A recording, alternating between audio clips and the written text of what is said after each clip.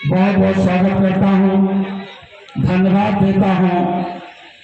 और उसी कड़ी में एक नौजवान साथी जो हटिया विधानसभा से 2 बार विधायक हुए, वो भी कार्यक्रम में उपस्थित हैं। उनका भी मैं मंच की तरफ से, आप लोगों की तरफ से स्वागत करता हूँ। और मंच चूंकि आप दोनों लोगों का बोलना जरूरी है था, आदरणीय संदीप पटेल जी का, आदरणीय हाकिमलाल भीम जी का, लेकिन जो कार्यक्रम का समय है वो बिल्कुल समाप्त के कगार पर है। ऐसी स्थिति में वो हम लोगों का सहयोग कर रहे हैं और इस कार्यक्रम में जनपद इलाहाबाद गंगापार और जमुनापार के 2 जिलाध्यक्ष सम्मानित अनिल यादव जी, सम्माननीय पप्पूलाल निषाद जी, और इसी कार्यक्रम में उपस्थित हैं लोकसभा का चुनाव लड़ सके आदरणीय श्री अमरनाथ मौर्य जी, आदरणीय पंधारी लाल यादव जी, और इसी कार्यक्रम में उपस्थित हैं पूर्व एमएलसी रामवृक्ष यादव जी, वर्तमान में एमएलसी डॉक्टर मान सिंह यादव जी, कमला बहन जी, हृदय नारायण प्रजापति जी, श्याम नारायण बिंद जी, और भी कई सम्मानित नेता और बहने मंच पर विराजमान हैं। कमला यादव सहित सभी लोगों को मैं बहुत बहुत धन्यवाद देते हुए केवल आप लोगों से ये निवेदन करना चाहता हूं कि साथियों, ये भारतीय जनता पार्टी जो अपने आप को डबल इंजन की सरकार कहती है, इस डबल इंजन को आप सभी लोगों ने जोरदारी से ताकत लगाया। जहां आपने उत्तर प्रदेश में इंडिया अलायंस के माध्यम से समाजवादी पार्टी को 37 सांसद दिया, ये सांसद आपका 37 के स्थान पर 47 हो जाते, लेकिन प्रदेश की सरकार और प्रशासन ने मिल करके हमारे 10 समाजवादी पार्टी के प्रत्याशियों को जबरदस्ती हराने का काम किया। आज उसी तरह में साथियों, इनका एक बड़ा सपना रहा है मोदी जी का और योगी जी का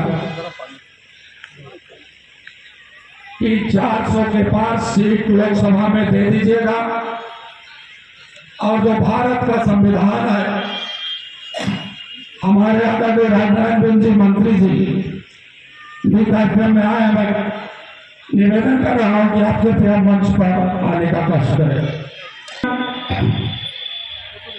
सरकार बनाने का नहीं है, ये सरकार के प्रति एक मैसेज देने का चुनाव है कि अगर इस चुनाव में हम लोग एक बड़ा मैसेज दे देते हैं तो 2027 में समाजवादी पार्टी के राष्ट्रीय अध्यक्ष उत्तर प्रदेश के मुख्यमंत्री बन जाएंगे।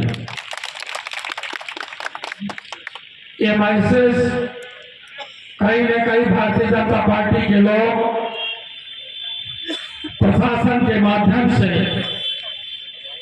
गड़बड़ी करवाना चाहते हैं, लेकिन हमें हमारे सभी नेताओं का आप पर इतना भरोसा है कि विश्वास है कि चाहे जितनी बड़ी बेईमानी पर उतारू हो जाए, क्योंकि आपने देखा कि प्रदेश में 10 विधानसभाओं का उपचुनाव होना था और 10 विधानसभाओं में एक विधानसभा का चुनाव जो अयोध्या जनपद में मिल्कीपुर विधानसभा है, वहां भी चुनाव होना चाहिए। लेकिन अयोध्या के लोगों से प्रदेश के मुख्यमंत्री इतने डर चुके हैं कि मिल्कीपुर के चुनाव को रोक करके प्रदेश के 9 विधानसभाओं में चुनाव करवा रही है। इसके बाद भी आपकी ताकत के सामने जब टिकने वाले नहीं हैं तो इन्होंने फिर चुनाव आयोग से मिलकर के एक दूसरी रणनीति बनाई। और रणनीति क्या बनाई? जब वो जान रहे हैं, जो उन्होंने साहित्य निकाली थी कि 13 तारीख का चुनाव होगा तो ज्यादा अच्छा रहेगा, लेकिन 13 तारीख वाली साइट को आप लोगों ने फेल कर दिया। सभी भारतीय जनता पार्टी की सीटें हार रही थी, इसलिए इन लोगों ने 13 तारीख को 20 तारीख में तब्दील कर दिया। साथियों, माननीय राष्ट्रीय अध्यक्ष जी का आप सभी लोगों पर इतना भरोसा है और विश्वास है, और वो कह भी रहे थे कि चाहे 13 तारीख को 20 तारीख में तब्दील कर दे, चाहे वो 20 तारीख को 25 तारीख में कर दे और 25 तारीख वाली 30 तारीख में कर दे, लेकिन उत्तर प्रदेश का इंडिया अलायंस के जो 9 प्रत्याशी समाजवादी पार्टी के लड़ रहे हैं, सभी सीटें जीत करके उत्तर प्रदेश की विधानसभा में पहुंचेंगे।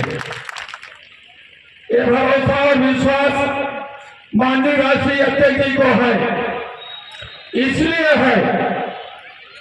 साथियों, इन्होंने बड़ा खेल खेला है और वो खेल भारत के संविधान के प्रति खेला है, भारत के लोकतंत्र के प्रति खेला है। और इस देश में संविधान के माध्यम से जो ओबीसी वर्ग के लोगों, एससी और एसटी वर्ग के लोगों को और आदिवासी समाज को आगे बढ़ने के लिए आरक्षण की व्यवस्था की थी, उसी आरक्षण को इन्होंने जोरदारी से खत्म करने का पूरा प्रयास किया है। इसका उदाहरण आप लोगों के सामने है।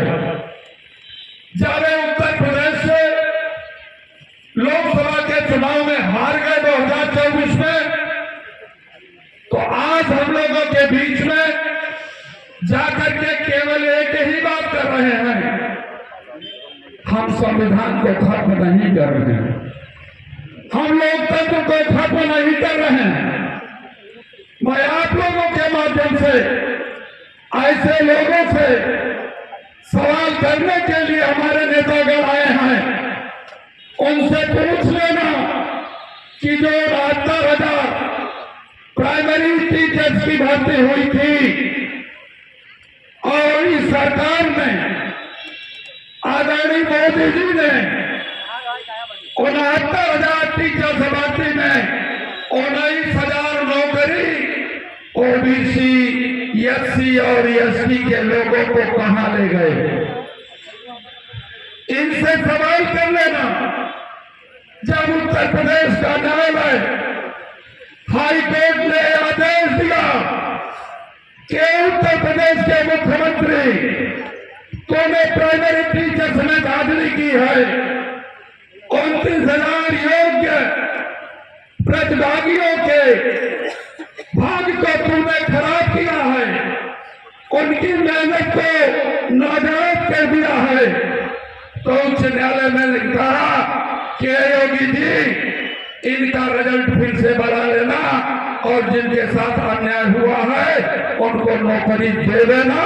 लेकिन आज भी उत्तर प्रदेश की सरकार गोगी और पहाड़ी बनी हुई है और बड़े दौर से इस सुप्रीम कोर्ट में अपने लोगों को भेज दिया है। इसका भी बदला लेने की जरूरत है। जो कहते हैं कि संविधान खतरे में नहीं है, हमारे नेता आदरणीय राष्ट्रीय अध्यक्ष जी ने प्रदेश और देश में बहुत से ग्रंथ हैं, बहुत सी चीजें हैं, लेकिन आदरणीय अखिलेश यादव जी ने भारत के संविधान को अपना सबसे बड़ा ग्रंथ माना है और अपना सबसे पवित्र ग्रंथ माना है। और उन्होंने कहा है कि जब तक मेरे शरीर में प्राण रहेगा, मैं बाबा साहब डॉक्टर अम्बेडकर जी और डॉक्टर लोहिया जी और धरती पुत्र मुलायम सिंह के अरमानों पर कभी पानी नहीं फिरने दूंगा।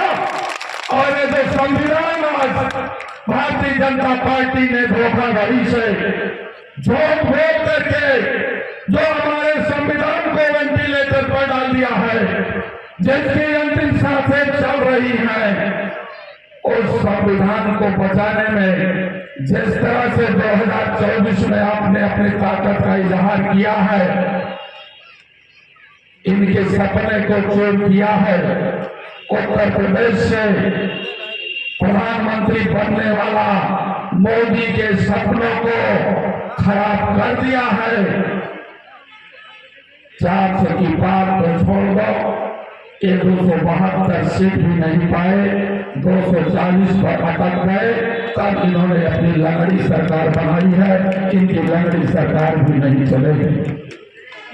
आज मैं अपने सभी साथियों से निवेदन करता हूं कि समाजवादी पार्टी की जो विचार एक मीडिया के माध्यम से आपको एक मंच पर आने का अवसर माननीय राष्ट्रीय अध्यक्ष ने दिया है, आप मुबारक के पात्र हो। मैं आपको बहुत बहुत बधाइयां देता हूं। साथियों, इनकी ताकत को आपने कमजोर करने का काम किया है, पर इतने से काम नहीं चलेगा। साथियों, समाजवादी पार्टी के संगठन को और शक्तिशाली बनाने की जरूरत है। समाजवादी संगठन को और शक्तिशाली बनाने की जरूरत है। और इन्होंने जो कटने की बात किया है, इन्होंने एक जाति को दूसरे जाति में दूरियां पैदा की है। इन्होंने देश में धार्मिक मतभेद पैदा किया है।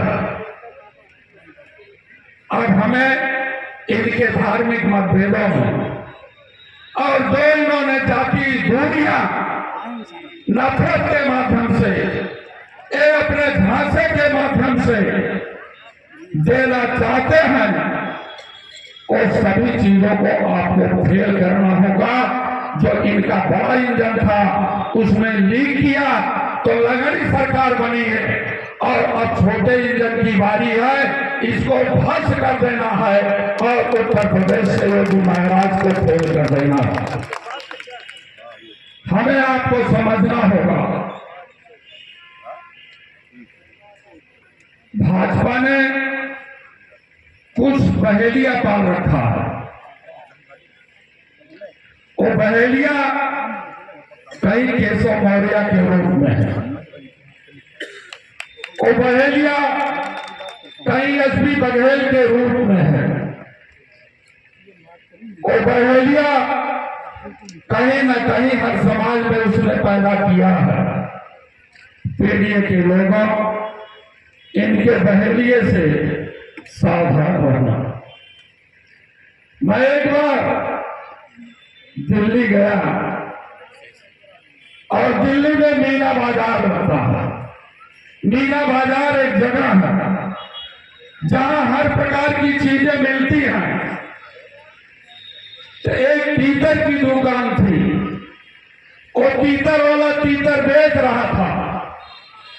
एक तीतर का दाम था 1000 रुपया, जो पिंजरे में बंद था, और कुछ तीतर थे जो पिंजरे से बाहर थे, उनका दाम था 100 रुपया। 100 रुपये वाला तीतर जब वो बेच रहा था, हमारे साथी आदरणीय विधायक जी संदीप पटेल भी रहे हैं, हम लोग दोनों लोग साथ में थे। हमने विधायक जी से पूछा कि विधायक जी आप बताओ कि ये 100 रुपए का तीतर है और पिघले वाला तीतर 1000 रुपए में क्यों बेच रहा है। ये पहुंच गए दुकान पर और उन्होंने उस दुकानदार से पूछा कि बताओ भाई क्यों 1000 और 100 में है। बहुत चीज करने के बाद वो दुकानदार बताया कि 1000 वाला तीतर बहुत मजबूत तीतर है, इसको जब आप ले जाओगे कहीं किसी गांव में छोड़ दोगे और अपनी जाल बिछा दोगे, उसमें मैदी वाला दाना छीन दोगे 5 किलो, तो गांव के बहुत से तीतर उसमें आकर के फंस जाएंगे और जब फंस जाएंगे तो उन तीतरों को आप दिल्ली के मीना बाजार में ले आओगे और उनका कत्लेआम होगा जैसे तुम्हारे आरक्षण का कत्लेआम ये भारतीय जनता पार्टी कर रही है। समझना होगा। आज का अखबार मोदी जी का पढ़ लेना, इन्होंने आरक्षण के बारे में बोला है कि हम आरक्षण देने वाले लोग हैं, लेकिन सवाल कर लेना इनके जितने भी नेता हैं ये आरक्षण नहीं, ये तुम्हें दुगनी आय करने वाले लोगों से सवाल कर लेना। ये दुगनी आय करने वाले लोगों तूने एमएसपी क्यों नहीं लगाई जो एमएस स्वामीनाथन कृषि वैज्ञानिक चाहते थे, और इन्होंने किसानों को काला कानून दिया और काले कानून का जब किसान विरोध करना दिया शुरू किया तो इन्होंने किसानों की दुगनी आय के बदले में बड़ा बड़ा केला ठोक दिया सड़कों पर, बड़े बड़े भाले लगा दिया सड़कों पर, उनके ट्रैक्टरों को पंचर कर दिया और ठंडे पानी की इतनी बड़ी बौछारें करा दिया कि 750 किसान मौत के घाट उतर गए। इनसे सवाल कर लेना, जब इनकी सरकार नहीं थी 2014 के पहले बड़ा इनका लंबा लंबा भाषण था कि 1 सर काटने वाले का मैं 10 सर काट करके लाऊंगा। इनसे केवल एक सवाल करना कि 1 सर काटने वाले के बदले में 10 सर काट करके ले आने वाले लोगों पुलवामा में जो हमारे 42 सैनिक को तूने मार डाला, उनका क्या हुआ। हमारे कई सैनिक बहादुर साथी इस कार्यक्रम में आए हैं, उनका मैं इस्तेमाल करता हूं, धन्यवाद देता हूं, बधाई देता हूं कि जब इस देश के रक्षा मंत्री धरती पुत्र नेताजी मुलायम सिंह रहे, सैनिकों की कोई पहचान नहीं, लेकिन देश की रक्षा करते हुए अगर कोई हमारा सैनिक शहीद हो जाता था, एक बड़ा सम्मान इस देश के सैनिकों को माननीय नेताजी धरती पुत्र मुलायम सिंह यादव ने देने का काम किया। आप जरा सोच लेना, ये नौकरी के नाम पर झांसा देने वाले 2 करोड़ लोगों वालों से पूछ लेना कि बताओ तुम बड़ी परीक्षाओं को पहले छोटी परीक्षा वाला पेपर लीक हुआ, पुलिस वाला पेपर लीक हुआ, गरीब गांव का बेटा जो सड़कों पर दौड़ करके अपनी तैयारियां करके सिपाही बनना चाहता है, अपने बूढ़े बाप माँ की सेवा करना चाहता है, पेपर लीक हो जाने पर परीक्षा रद्द कर दी गई और सैकड़ों नौजवान सिपाही बनने वाले अपनी डिग्रियों को फाड़ करके फांसी के फंदे पर चढ़ गए।